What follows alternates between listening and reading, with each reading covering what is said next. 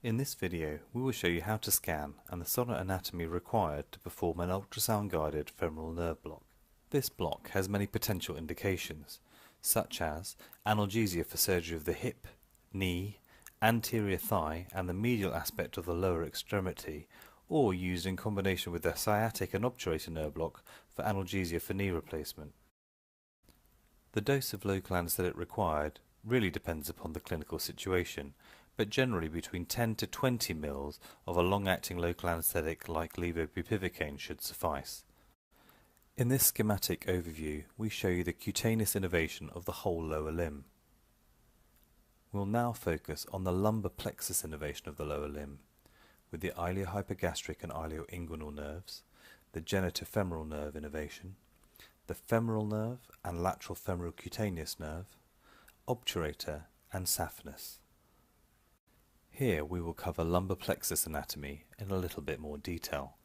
In this schematic you can see the internal oblique muscle with the other abdominal musculature being removed already. Deep to internal oblique you see psoas major and psoas minor, the iliacus muscle which is on the internal surface of the ilium, sartorius, pectineus and adductor longus.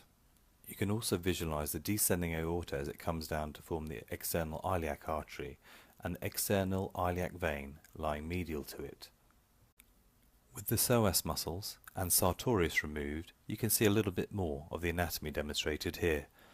You can see quadratus lumborum lying behind the lumbar plexus, iliacus lying on the internal surface of the ilium, and the inguinal ligament overlying the femoral vessels with the femoral nerve. This close-up of the inguinal region emphasizes the area we will scan, with the inguinal ligament running from the ilium to the pubic bone, the femoral vessels running underneath it, with the femoral nerve lying laterally. You will see in this schematic how the nerves form from the lumbar plexus. The lumbar plexus is made up of divisions of the first four lumbar nerves plus contributions from T12. We will start with the obturator nerve, then the genitofemoral nerve, the femoral nerve as it then passes down to become the terminal branch of the saphenous nerve, the lateral femoral cutaneous nerve, the ilioinguinal nerve, and finally the iliohypogastric nerve. In this model we have exposed the right leg.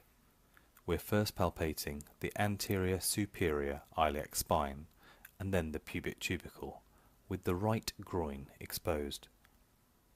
A high-frequency linear probe is placed transversely in the right groin. The colour Doppler mode is employed to ensure clear identification of a single femoral artery and a femoral vein.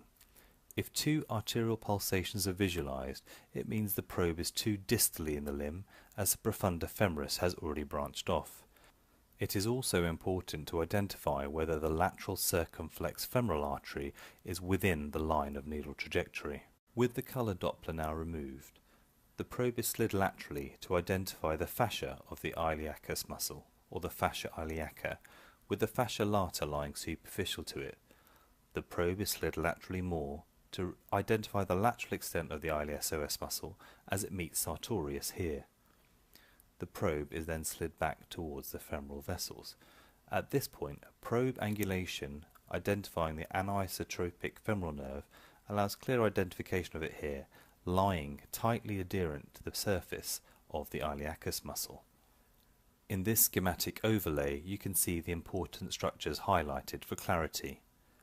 The superficial fascia lata is identified, deep to that the fascia iliaca, which envelopes the femoral nerve, medial to the femoral nerve the femoral artery, and more medial the femoral vein. The iliopsoas muscle lies deep to all structures. This is a demonstration of the needle insertion point for in-plane needling, with the needle coming in from the lateral aspect of the probe, aiming to keep it in line with the ultrasound beam. For out-of-plane needling, this is an example of the needle insertion point in relation to the probe. This is a video of an actual block. The needle is being inserted from the left-hand side of the screen, laterally. You can see the needle tip here passing below the femoral nerve and a hydrodissection technique being utilised to dissect the femoral nerve off the fascial surface of the LSORA.